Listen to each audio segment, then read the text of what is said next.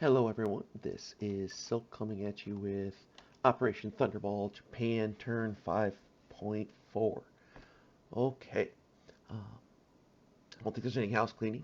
Boston Bruce already took care of the FEC issue. Everything's good there, just had a slight modification. Hambone spent 1 IPP more to make his infantry work. So we're all set to go here. With Japan, we have some paratech rolls to make. We have improved factories and large ship construction. We're going to try to hopefully get some of this completed here. As PB comes back to us, we failed in improved construction, but we did succeed with our large ships, which was very, very helpful. If we're going to have any chance of dealing with the American Navy, large ships being online could be a way we do that. We're not entirely sure, but we'll see. So that will unlock another tech choice for us next turn. I'm not entirely even sure what that's going to be. I did not plan this far ahead to have this much tech success. So we'll get there when we get there.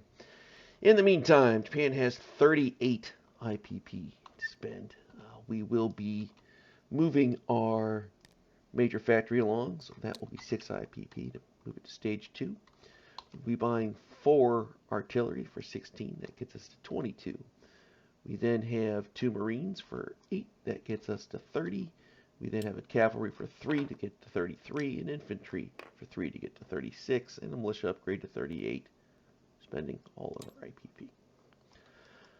Over on the combat board here, the truce between the KMT and the CCP did not last very long, as I kind of felt it was, that the CCP would run away to Sinkhang and try to reinforce themselves. Now they can have a place they can at least place some units, receive lend-lease, those sorts of things. In the meantime, the KMT ran away from Kweichow and moved to Yunnan, also something I expected. So Japan's actually pretty pleased with this situation. They've got every territory in China that pays $1 except for Yunnan. So we're just going to go ahead and stand pat. There are no combat moves for Japan. So we'll go ahead and move into non-combat moves. The first thing we want to make sure we do is help out this little transport down here. So we're going to send a submarine from, I think it's P-59. Not entirely sure which Pacific Sea zone this is, but this poor little lone transport from Anzac may need some assistance. So we're going to head over there and help him out, see if he needs any possible food supplies, maybe some oil. Just taking care of our friends. You know, we're going to try to make sure that the seas here in the Pacific and Indian Ocean are safe. That's what we Japanese do.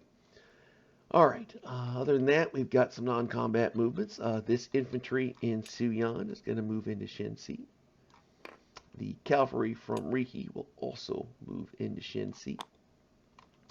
Then in Shangtung, the medium armor is going to roll into Kwangtung. So it will join the fighting 41st. The 2 Marines from Shangtung will just walk down to Hunan.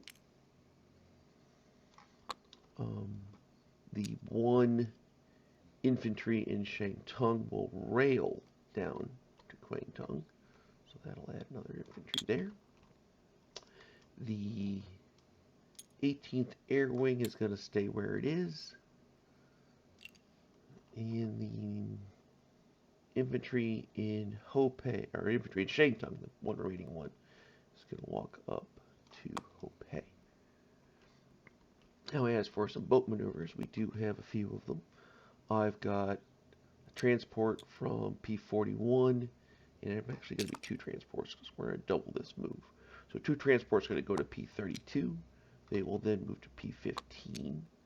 They will pick up 2 artillery and 2 infantry. They will then move back to P-32, and they will drop off those 2 infantry and 2 artillery into Hunan. Meanwhile, my 3rd transport in P-41 is actually going to strategic naval move. It will move to P-32, then P-15. It will grab this artillery. It will move back to P-32, back to P-41, and it will drop off that artillery in the fighting 41st. In the meantime, we will take the two destroyers that are off of Tokyo in P16. They will collect the two Marines that are there. They will move 1, 2, 3 down to P41 and drop off those two naval Marines in the fighting 41st.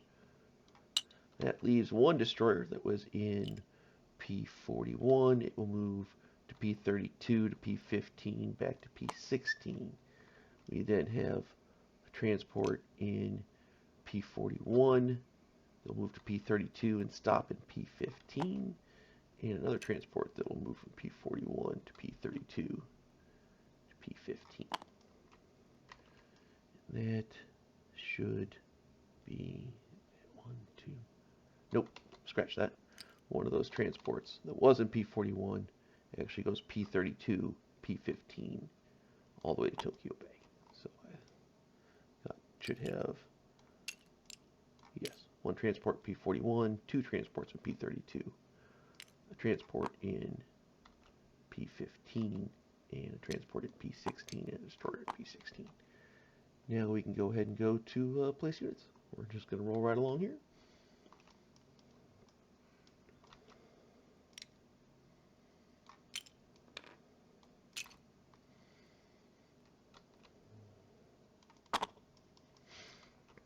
We place the 4 artillery and the 1 infantry in Honshu. I'll go ahead and grab myself a chip for that.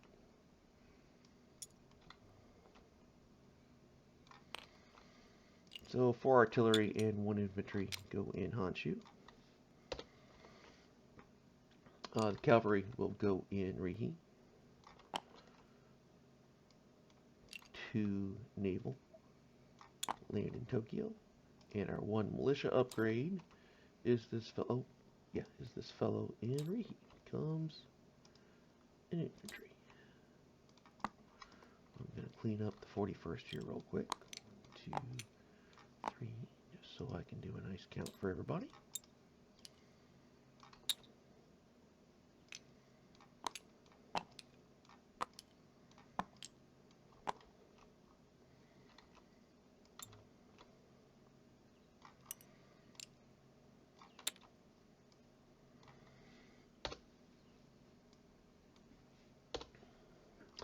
Alright, disposition of forces. In Rihi, we have 1 infantry, 1 cavalry. In Shensi, I have 2 infantry, 2 cavalry, 1 mountain, 1 artillery, 1 motorized.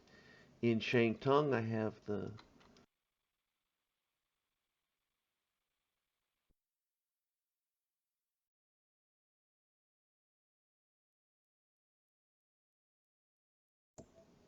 I don't know why my mic keeps cutting out with OBS sometimes. It's annoying. Anyway, in Shangtung, we've got my 5 of my planes. Would be 3 fighters and 2 tacticals. In Hunan, I've got 2 infantry, 2 marines, 2 artillery. In the fighting 41st in Kwangtung, I've got 8 infantry, 6 marines, 2 artillery, 1 medium armor. In Kyushu, I've got an infantry and 4 artillery. In Tokyo, I've got 2 marines. That should be all of my units. If anybody has any questions or anything I missed, just shout it out. Other than that, we're all good.